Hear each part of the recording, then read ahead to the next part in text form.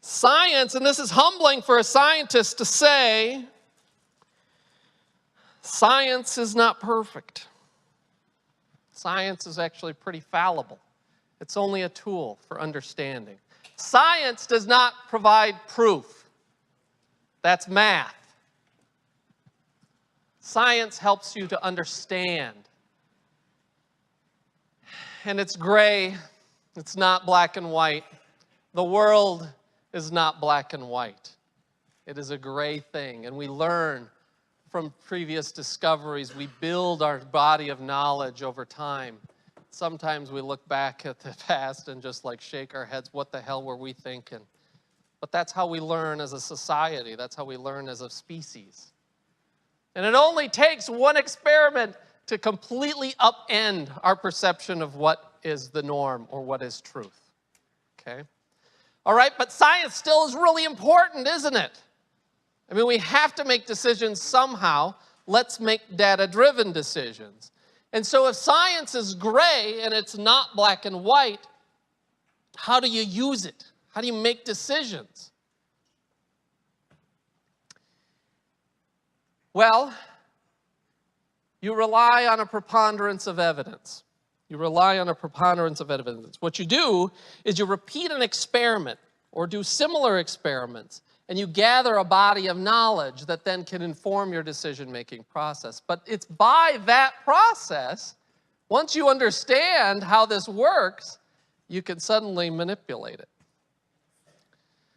The tobacco industry really helped to revolutionize. How the hell did they convince us that cigarettes didn't cause human health problems? And not just for a little while, but for decades and decades, right?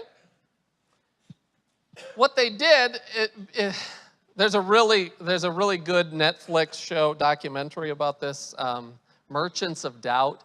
If you ever have, or Naomi Oreskes' book is really, it's pretty thick, but it's a wonderful read if you're interested in this topic. I mean, it's a formulaic approach now for how large corporate interests influence science. Number one, you've got a product or an agenda that you're trying to push, okay? Well, you've got science that supports that, right? And suddenly somebody comes up, there's a scientist that discovers that your product isn't the end-all, be-all. What do? Well, there is problems with every single scientific study that has ever been conducted, okay? There is no perfect study. And so you just find all of the little problems with it. And suddenly it looks like it's just junk. Just looks like a bad study, okay? All right, well, you've got a threat. You've got a threat to your product. You've got a threat to your way of life. If science is gray and we use a preponderance of evidence, then you know what? You just start buying science. Science is for sale to the highest bidder. And so you suddenly start to fund a preponderance of evidence. Suddenly, the varroa mite looks like that's what's killing the honeybees. When in reality, the pesticides are the ones that make the bees weak enough that the varroa mite causes a problem. Okay? So, who's got the deepest pockets in the room? It ain't the farmers.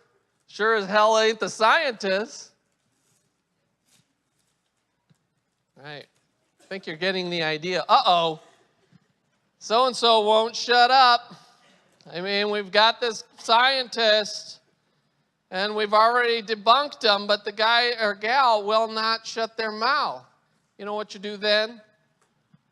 You destroy them. You gut them. You eviscerate them in public. You hurt them. You hurt their families. You hurt everybody that they care about. And you post their corpse on a stake for everybody to watch. And nobody else will ever do a study that will threaten your product again. So easy. So easy just to do the easy study, right? Count lady beetle spots. See how how far butterflies will fly, right? You get paid the same at the end of the day. Why would anybody confront a controversial issue with their science? You'd be stupid. It's career suicide. And that, folks, that happens every day. Every day in the federal government and in the university systems. This is the state of science. It is a wonderful process that can help so many people, and it is currently corrupted, and it has supported Iowa. It has created that system.